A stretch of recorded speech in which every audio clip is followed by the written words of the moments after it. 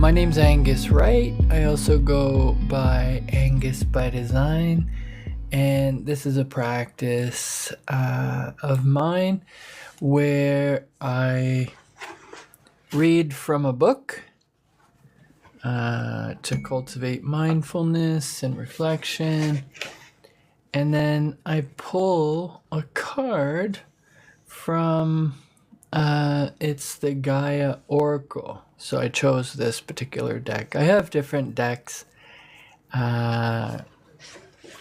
based on kind of the vibe I'm looking for, the mood I'm looking for. It's a practice in just cultivating thoughts and emotions and regulating my system through the action of intentional practice. So I've been a Reiki master for 18 years now, since 2007. Reiki being created by Dr. Mikao Usui. I have a book here, which is pretty cool. Maybe I'll make it a practice of reading these articles. But it talks about an evidence-based history of Reiki. And so it talks about how Dr. Mikao Usui's, he was a highly educated person. He traveled to India and different places to learn all about spirituality and what they knew about mind-body connection, that sort of thing. And then it just sort of, captures that journey. It's a practice where level 1 is where we learn about it, for ourselves, the concept of energy. Reiki standing for universal life energy. It's that idea that anything that's alive is connected. And then he put it to practice. He developed a program. He, created symbols and rituals and lessons, taught it to his students. And then the third step was to bring it to community. So Reiki's been something that's been passed down forever, or at least since Dr. Mikao Usui developed it. And then it made its way all the way to me. I'm very fortunate and lucky because my Reiki master is a wonderful person who's consciously connected, and she had traveled from around the world. She was in Canada learning skills and things to help people who dealt with mental and emotional stress. And so I really learned a lot from that time. And I was in my early 30s. I was in a body that was over 500 pounds, and I was really trapped. I was really, really trapped. Had a very, very limited outlook on what life was and what it meant based on my worldview. And so, that's one of those things that, looking back, it's one of those very first steps that brought me to where I am now. And depending on who you are and what you think, I'm happy where I am now. I'm going to be turning 50 this month. Which is a lot to kind of think about. It's weird to get this old, and yet I don't feel old, and I'm not necessarily old. I certainly don't think people who are older than me are old. It's just, I think we all go through stages and phases. So the book I'm reading right now is called Insight Meditation, The Practice of Freedom by Joseph Goldstein. And Joseph Goldstein is the co-founder of the Insight Meditation Society in Barre, Massachusetts, where he's one of the guiding teachers there. He's written a whole bunch of books. He's very, very, if you don't know who Joseph Goldstein is, I really do recommend just going and listening to him or reading some of his material. He's sort of part of a community of folks that are now known years later to have been part of the introduction of Eastern lessons and knowledge and understanding and practices to Western culture. So, and today I'm working on, I'm going to be reading from number 6, which is karma. So the invitation and the practice for me is I do this for about an hour. I try to keep it under an hour so that I can post it, repost it. I download it and I upload it to YouTube. All of it, like none of what I do, I've provided treatments, I've provided guided meditations and workshops and one-on-ones and stuff. I have certifications out the wazoo, but my vibe, my thing has never been to be like, all right, I have the answer for you, and or I can treat you, and I'm some sort of guru. Like nothing like that. It's always I'm very organic in my approach. So if people feel like they want to comment or share something that resonates with them, feel free to do it in the chat box. Feel free to reach out to me privately. But my practice is to see, I look at, it tells me how many people popped in, how many hearts were touched. It gives me like an insight count. So by the end of the practice, I just kind of dedicate it to everybody that happened to breeze by. These platforms, social media platforms, this one and other ones, it's pretty cool because it kind of like is very reflective of real life. You know, I live in the city of Ottawa. The region has had like 1 million people in it. I read something that they're predicting like 1.7 million in the next kind of couple of decades. That's exciting. I can't get to know every one of them. I can't get out there and be like, hi, I'm Angus. Hi, I'm Angus. But we share energy, we share space, we are part of a bigger world. And if we're not feeling it in our heads, that's okay. We can still be connected, right? And that's what this is practice for. So there's no expectations. There's no worries. I'm not here to change anybody's mind or heart. It's sharing space. So I'm going to read chapter 6, Karma. So the light of the world, the unfolding of our life begins in our mind. The Buddha said, mind is the forerunner of all things.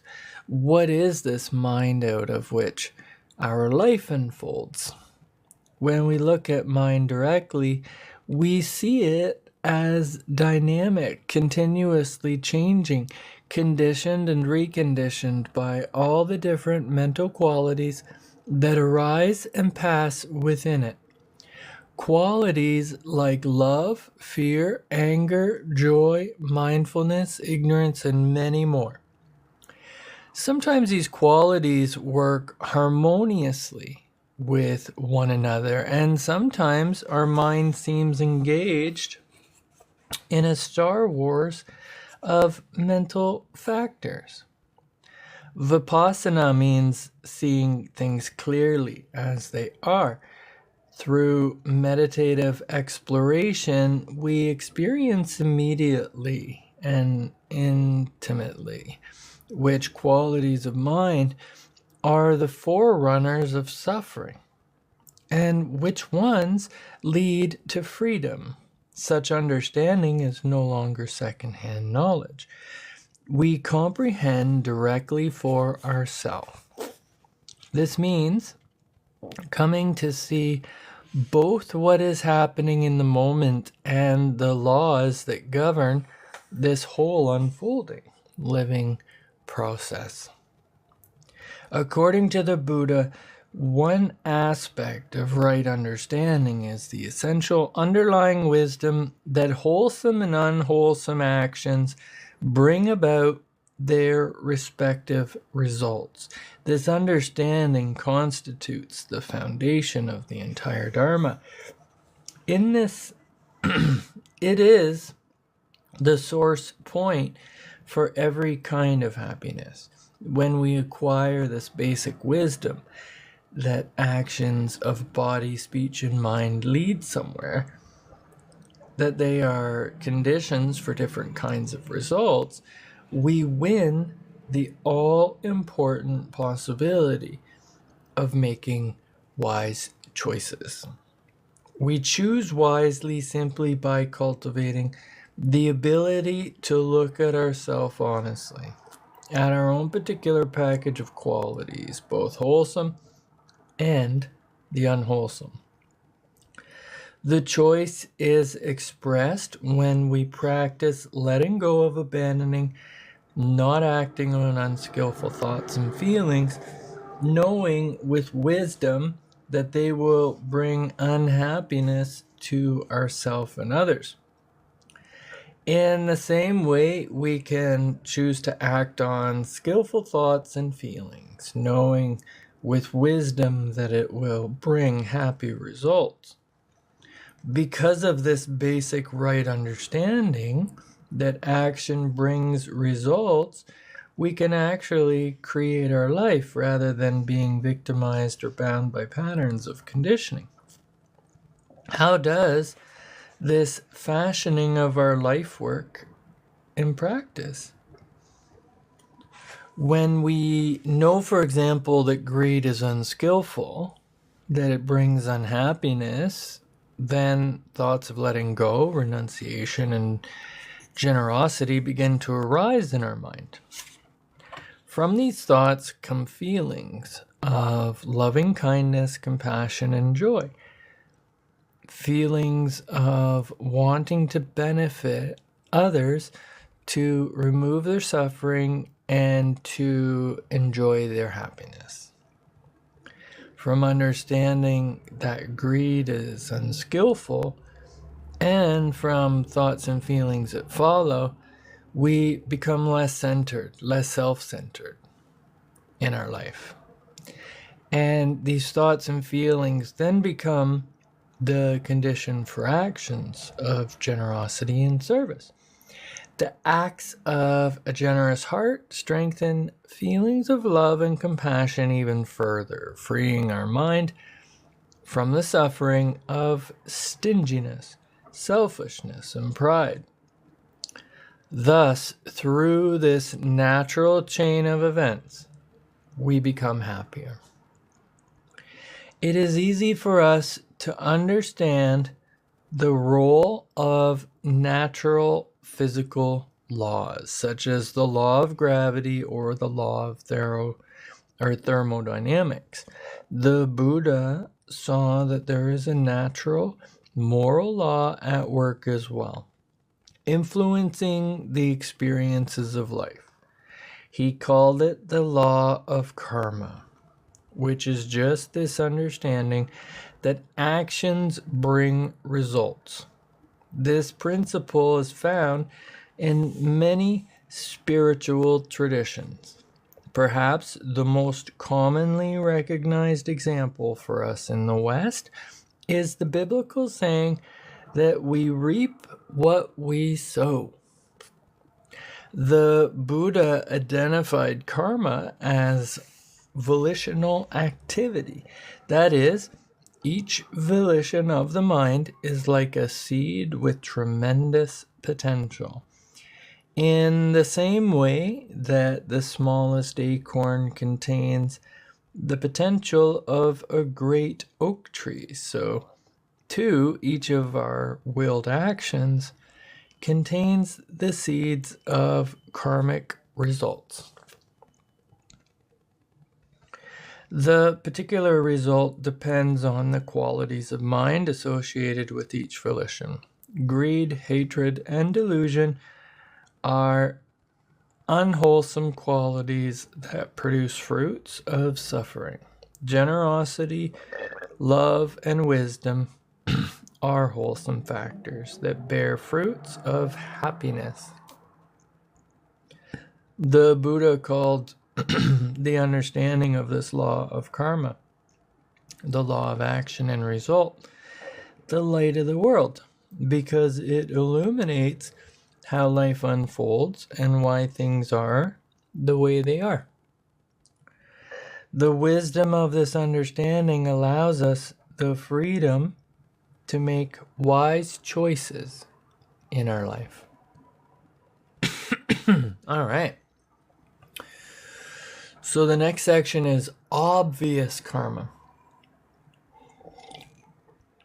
And if you're just joining, it's the meditation, insight meditation, the practice of freedom, after which I will pull a card for additional reflection. So I like the act of reading one thing, taking it in, considering it, choosing a whole other thing, whole other artist, whole other story, and seeing, does it tie up? So obvious karma, if you think too much about karma, you'll go crazy. The Buddha warned bluntly. It is too vast. Only a Buddha can understand its scope and intricacies. Intricacies?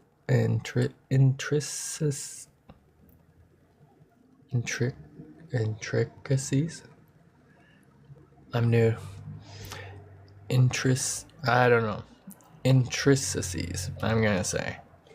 I know the word, I don't know, it looks weird. But here we are. How can you and I see and grasp how something that happened 5 lifetimes ago brings results in this life?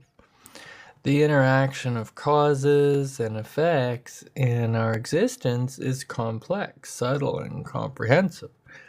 So the law of karma is not just, as popular culture believes, you do this and then that happens. Nonetheless, there are familiar, obvious ways we can begin to understand karma.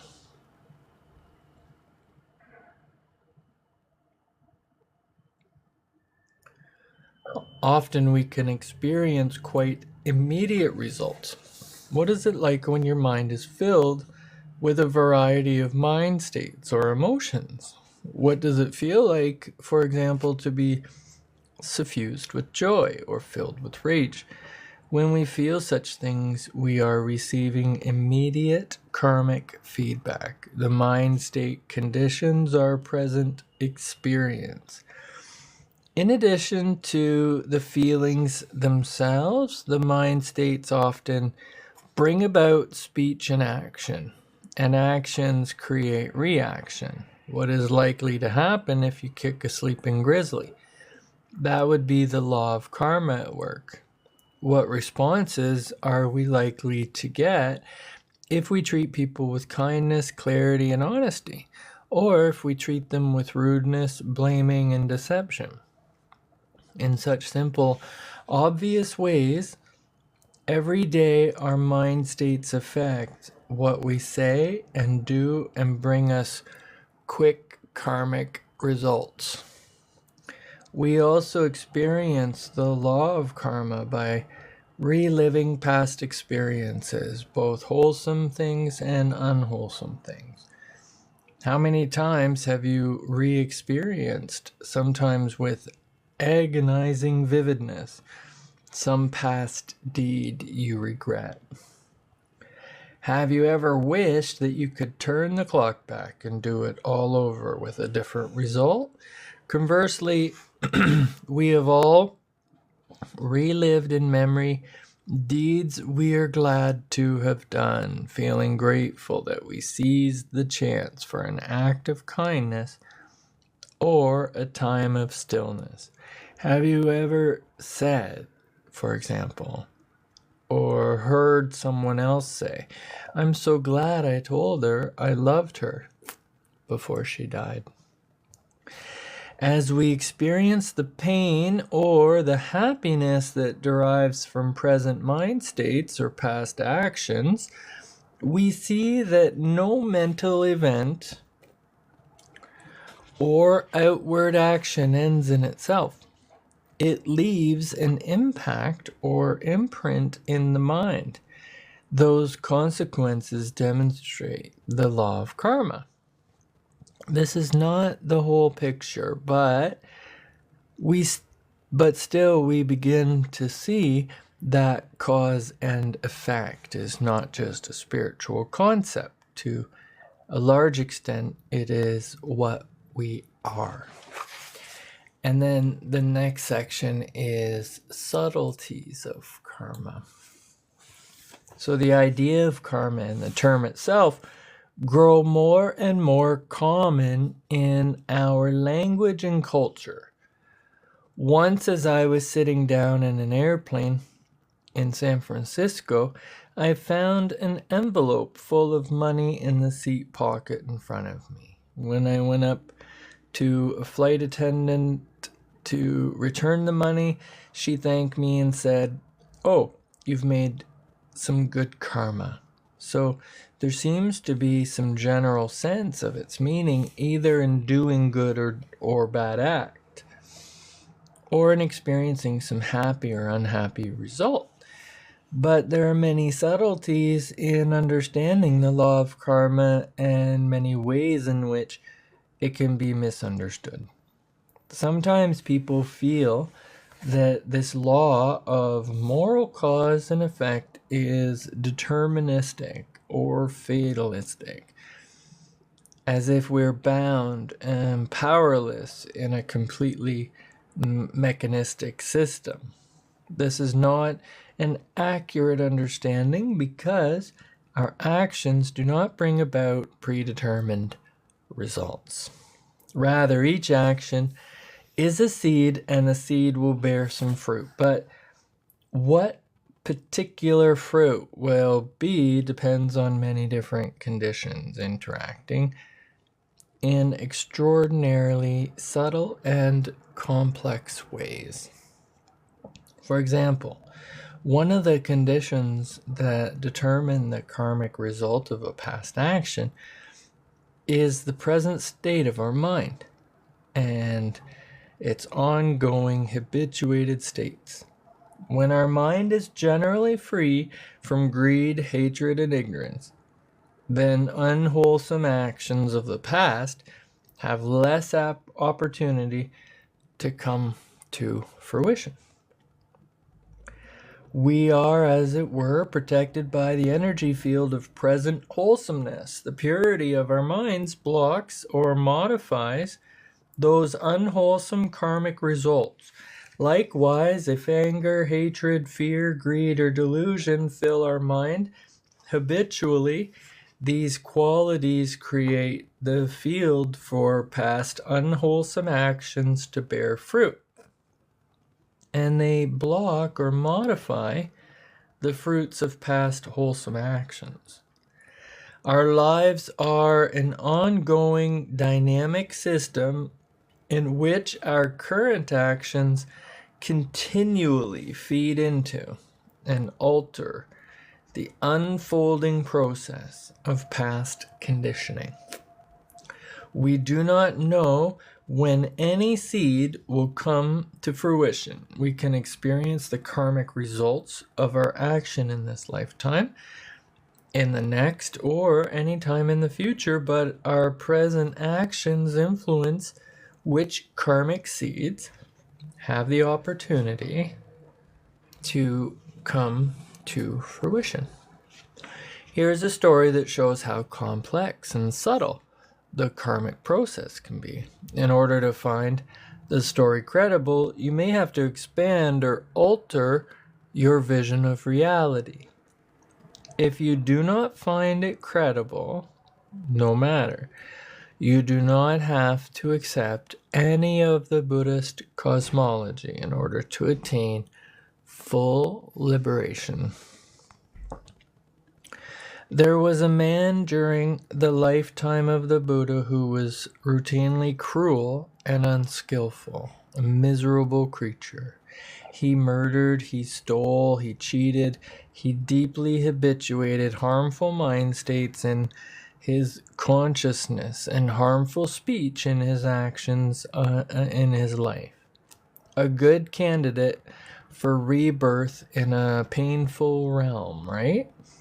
Ordinarily, yes, but this cruel blackguard did manage to do one very good deed in his life.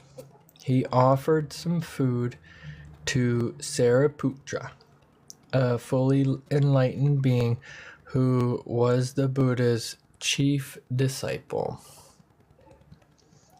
After a life of miserable actions, the law finally caught up with this criminal and sentenced him to hang for his bad deeds. As he stood on the scaffold with a noose around his neck, he happened to see a Buddhist monk walking by. The monk reminded him of his offering food to Sariputra, and he felt joy from that remembrance of giving to such a radiant being. At the very moment the man hanged, or at that very moment the man hanged, the beneficent power from that last moment, the wholesomeness of that one good deed and the joy that came to him as he recollected it, conditioned the next moment, the moment of rebirth, and he found himself in a very unlikely place.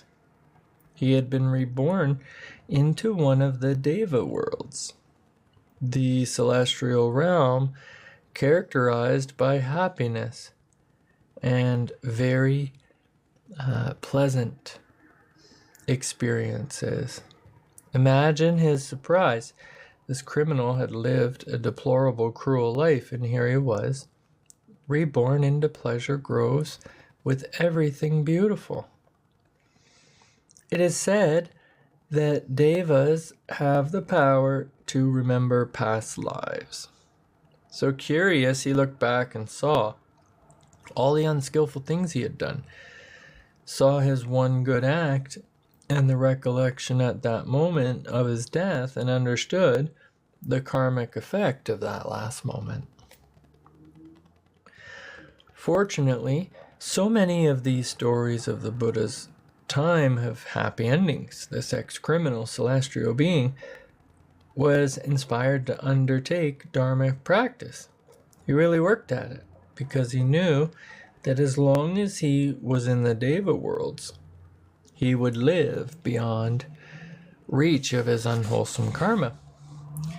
It would have no power to reach to that realm, but it would remain dormant and still potent.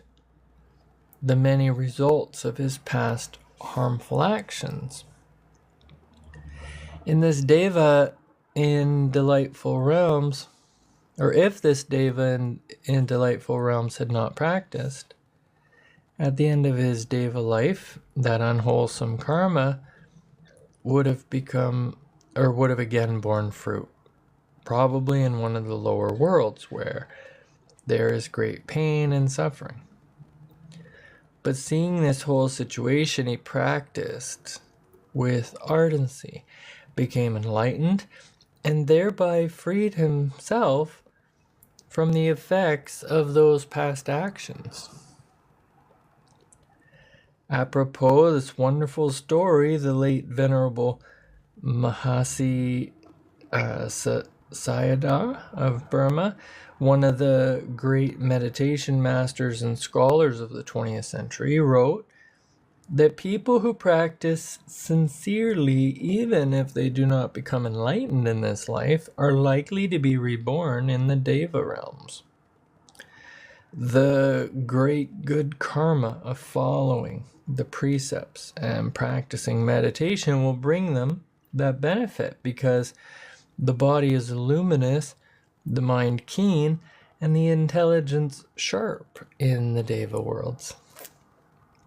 Those who have had a background of practice in this last life can come to enlightenment very quickly there. You might recall this good news during those inevitable times when you become discouraged in your practice and may feel tempted to give it up. Your efforts may have effects far beyond anything you imagine. So the law of karma is very complex. If you feel confused or put off by such complexity, there is one simple fact you can remember: how karmic results unfold for you depends on a great deal on the situation you find yourself in right now, on your present mental states. What states are you cultivating in this moment? This question is consequential because the answer will have powerful influence on how your past actions will bear fruit. Okay, so the next part is ignorance, the root of harming. And we're about halfway through the practice, and there's really an invitation. So a couple of things you can do if you want to add to the practice of sort of just listening and contemplating and reflecting. You can check in with your breathing. So it's not to alter the breathing, it's not to change how we're breathing. It's just the act of looking at how we're breathing. You can choose to get even 1 or 2% more comfortable. So maybe shifting your weight, maybe soothing yourself in some way. Maybe it's like gentle rocking back and forth. Maybe you just sort of stretch your muscles. Any which way. It's all, it's all practice. And then we'll pull a card soon and see what comes. So ignorance and the root of harming. When harm is done, who or what is ultimately responsible? A teacher of a friend of mine was a Hindu sadhu or renunciate, a beautiful man. Years ago, he visited America and said something that has struck with me ever since. He said that when he looks at the world, he does not see cruelty, he does not see war, and he does not see hatred. What he sees is ignorance. That is what is really happening. All the harmful actions that people do, all the things that cause suffering, where are they rooted? They're rooted in deep ignorance, in not understanding that the suffering being caused, and not understanding the karmic fruits being created for themselves in doing such actions. A person walking toward a fire is doing the very thing that will cause the person to be burned. because of the universal and unavoidable law of karma, when someone does something harmful, we can see past the action to its root cause in ignorance. Then instead of our more usual reaction of anger, we can respond with compassion. That person is walking toward the fire of some kind of suffering, the sure result of his or her action. It does not make sense to feel hatred for ignorance. It neither helps the ignorance nor alleviates the suffering. It only compounds harm with more harm.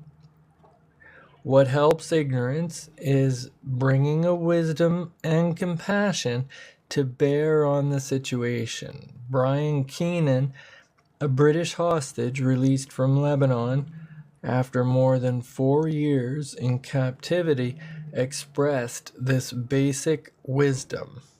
He said that he had no desire for vengeance because vengeance is self-maiming, and he did not intend to maim himself. I do not mean to imply that we should condone harmful actions. Often strong, decisive responses may be necessary and appropriate, but how we respond to such actions depends on how we understand them. It is useful to remember, too, that our responses themselves are likely to generate karmic results to ourselves.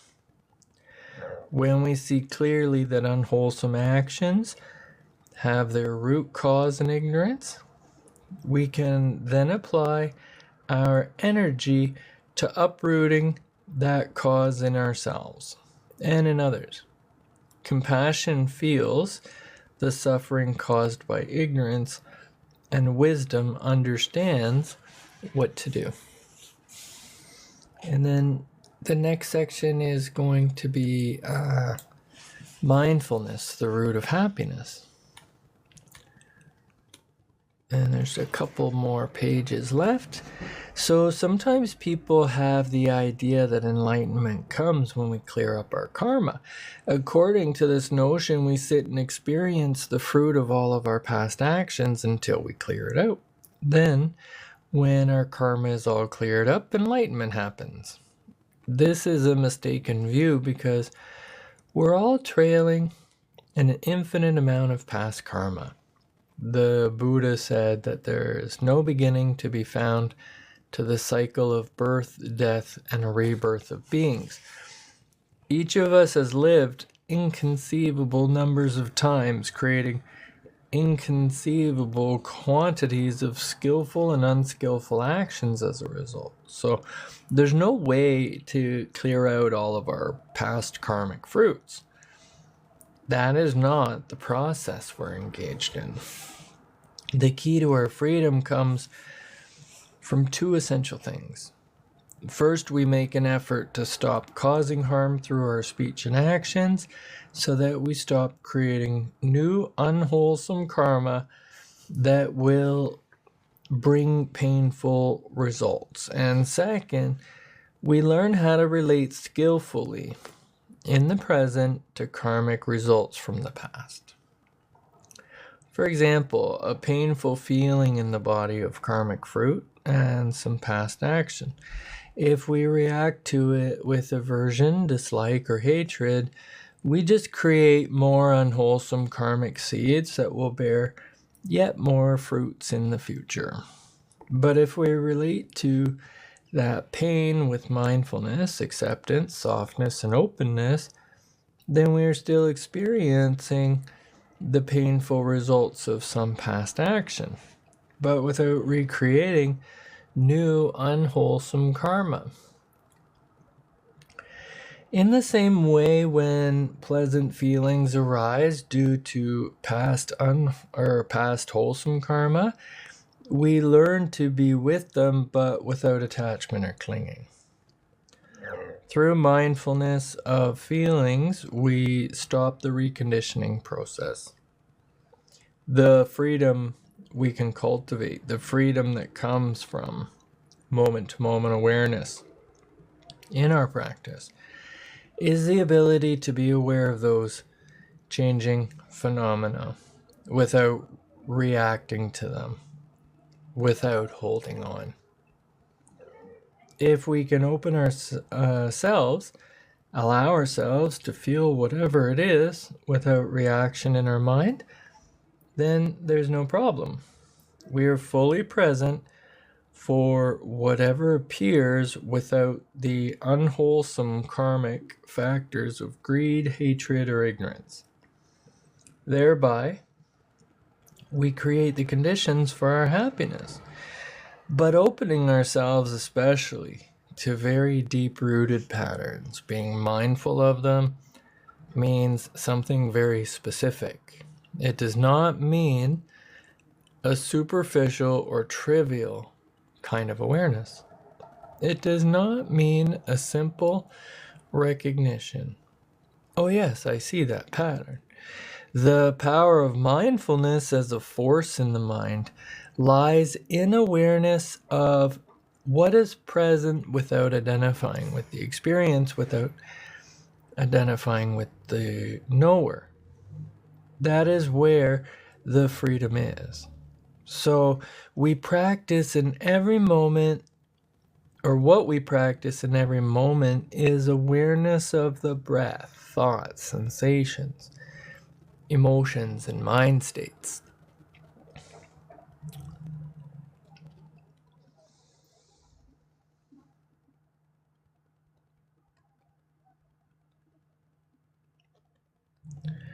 All right. Much of this experience comes to us in the present as a result of our past actions. So whatever the experiences may be, whether pleasant or unpleasant, is fine if we develop the strength of awareness that can see it, feel it, be with it without grasping, without aversion, without identifying with it. After the Buddha's enlightenment, he and the order of monks and nuns were invited to stay in a village during a rainy season. There happened to be famine in that place, and for the 3 months of the rainy season, all they were offered was horse feed for food. The privation was severe. That discomfort was a karmic fruit of some past actions, even for someone as purified as the Buddha. But because of his great wisdom and equanimity, that very difficult situation did not cause any suffering in his mind. As we respond to the karmic results of past actions with equanimity, without reaction, we bring our mind into greater and greater balance. Enlightenment does not happen because we have gotten rid of a certain amount of karmic activity. It happens when our mind cuts through delusion. And that can occur at any moment. There's no particular time for it. In an early chapter, I recounted the story of a man in the Buddha's time called Angulimala, or Angulimala, garland of fingers. Even though Angu, I'll call him, had in the past killed 999 people in cruel ways, then he practiced with great fervor, and in short time he became fully liberated. Instead of clearing up all that painful results of his actions, Angu cut through the ignorance in his mind and became completely free. Even after he was fully enlightened, as he walked in the villages for alms rounds, people would often throw sticks and stones at him. All kinds of injuries were done to him as a result of his past actions.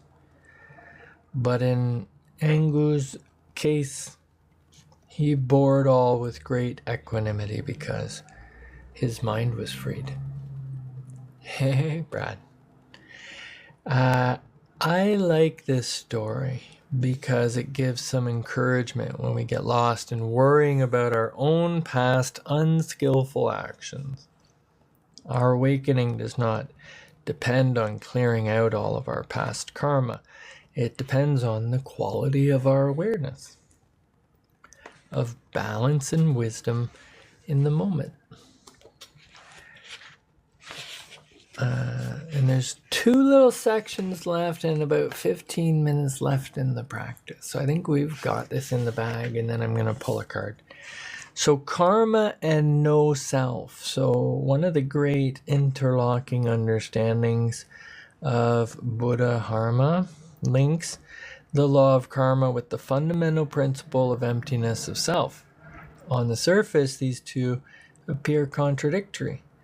If there's no self, if there's no single being who carries on through a life or from a life to life, who then experiences karmic results? Who is it that dies and is reborn? Although the law of karma and the truth of emptiness seem to contradict, as you investigate further, you see that these two aspects of the Dharma are in fact part of the same whole. The law of karma is a moral law of cause and effect. It means that actions motivated by different particular factors of the mind bring out different results. It is like planting different seeds in the ground. If you plant an apple seed, you get an apple tree. You don't get a mango. If you plant a mango seed, then you get a mango tree.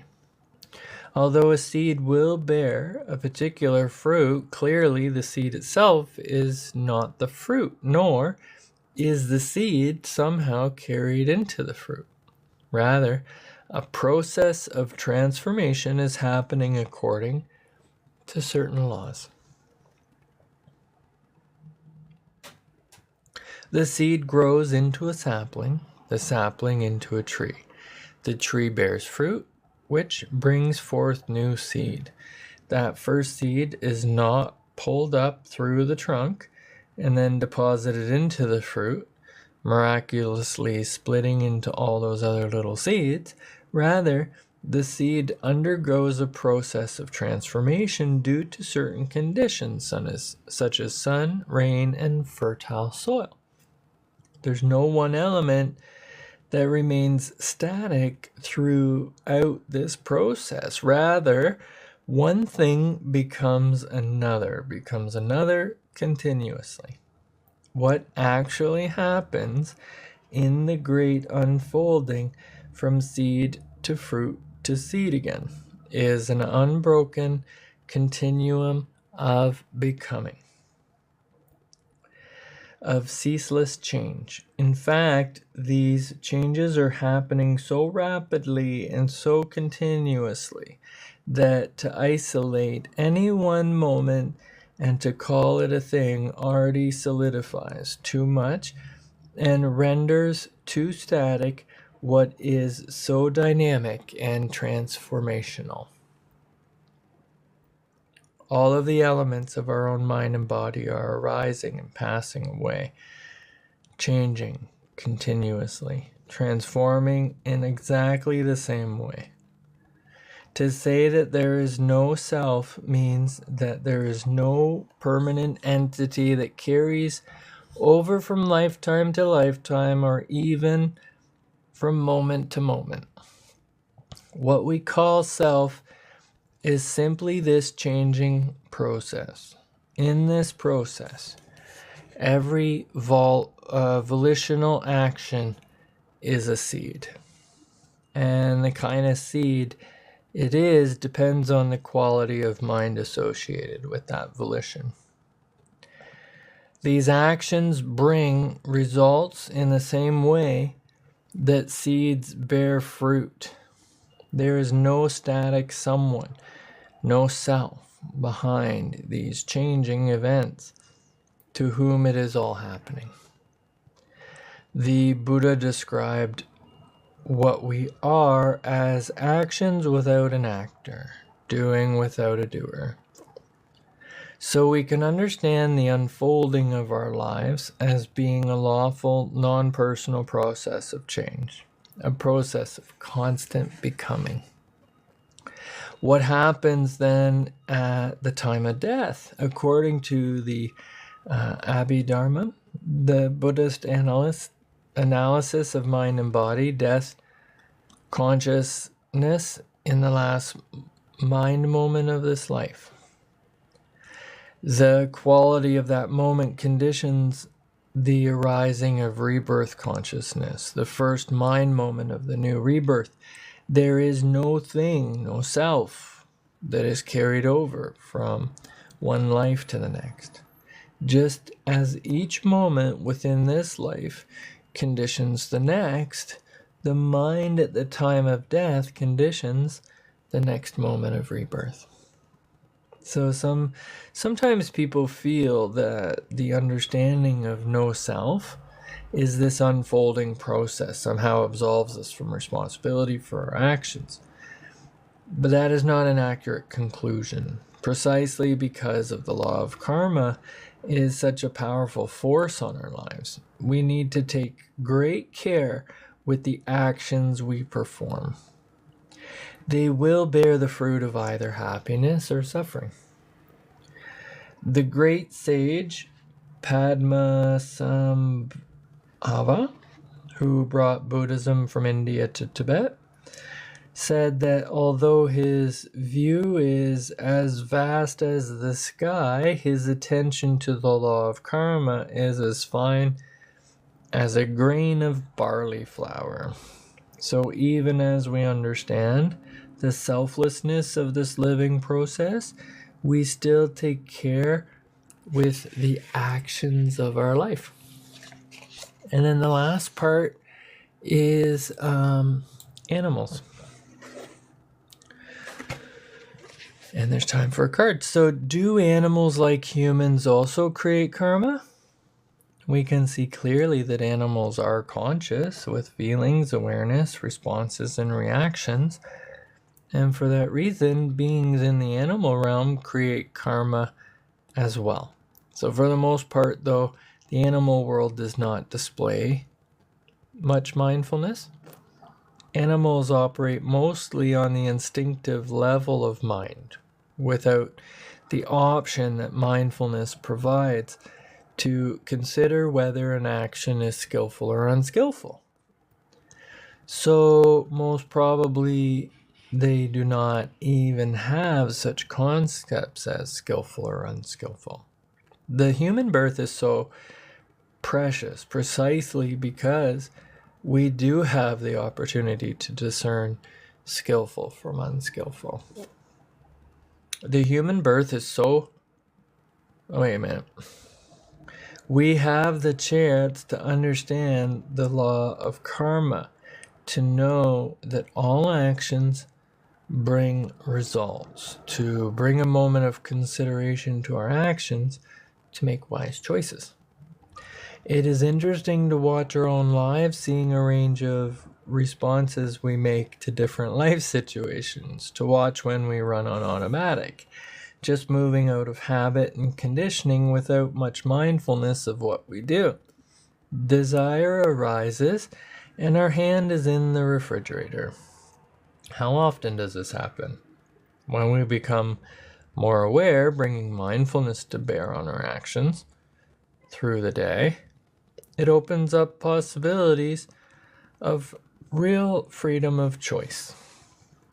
Karma works in all the realms of existence because consciousness, intentions, and actions are there. But only when there is mindfulness do we begin to exercise the choice for freedom. Awesome. So that's that. Now, I'm going to pull a card. But my TikTok's giving me a hard time because I think it thinks I don't know if it recognizes that I talked my face off. The next part is going to be practices in the world. And we're almost through this book, so that's pretty cool. And then I'm going to pull a card from here, which is the Gaia Oracle. Now, this is sort of just based on, this is sort of rooted in the goddess of Earth, Greek. And the artist is very inspired by that. So that's what these cards are based on. There's an affirmation, and then there's a little bit of a write-up about it. And so what I like to do is I like to just channel all of what we just took in. And often when I'm pulling a card, I'm just more or less looking at, like, you know, how does that tie in, and then how does you know, where can that take us, like, right? Like, just in the same way we just had the where they said, like, the last sort of piece of karma takes us to the next. So this is the search. And it says feeling lost, confused, and lonely, and it has like a naked person. Can definitely relate to that. Let's take a look though. And then we'll look at the affirmation. So the search. The days of our lives are forever changing. Just like the 4 seasons of nature. Spring follows summer, then comes autumn and winter. And then the cycle starts once again. At present, you're symbolically experiencing a winter season. Also very obviously too. Life seems dreary, and it feels as if everything come to a halt. You may be feeling a sense of loneliness and confusion, and it feels like you have lost your way. Searching for answers that do not appear to come, wanting to know why, and yearning for new inspirations. When will your passion and excitement for life return? The answer to your question is soon. Without a doubt, spring always follows winter. Look at the ladies on this card. Or look at the lady on this card, and notice how she looks out to the horizon, searching and yearning, unaware. The very first rays of sunlight are just beginning to glow from behind her. Very soon now, the light will shine upon you, and a new cycle will begin, full of new ideas, new inspirations, and perhaps a new love of some kind. And the affirmation before we wrap it up. All is well in my life.